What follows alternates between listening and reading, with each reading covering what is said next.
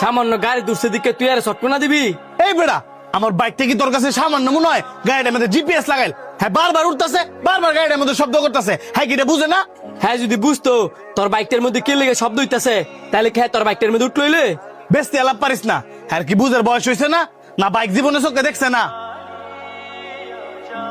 আর তোর যেহেতু এতই বাইক চালানোর শখ, তুই একটা বাইক কিনে লইতে পারস না? হ্যাঁ যা কইছে ঠিক হইতে কইছে, শরম নাই কিছু নাই, মানুষের বাইক দেখলেই সত্যি মন চায়। যা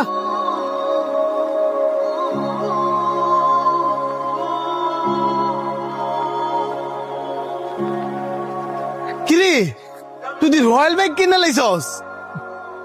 এই বাইক আমি কিনছি না, অন্তরে কিনছে। হ্যাঁ চালাইতে পারে না দেখে আমার দিছে চালাইতাম।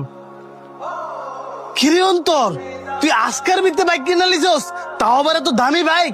শোন, আল্লাহ পাক যদি কাউরে দেয় দিতে সময় লাগে না।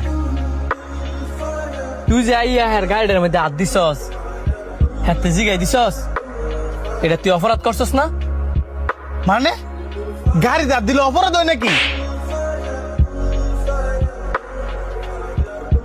গাড়ি ধরলে যদি অপরাধ না হয় তাই কোন অপরাধ করছিল? তুই যে আরে সর দিছিলি, এটা তোর আজকে ফেরত দিয়ে গেলাম। নেক্সট টাইমে কোনো কিছু করতে গেলে ভাইবা করিস।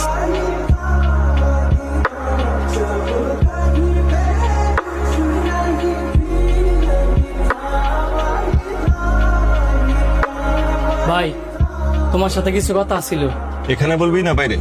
একটু সাইডে। এই মুহূর্তে তুই বাইক দিয়ে কি করবি?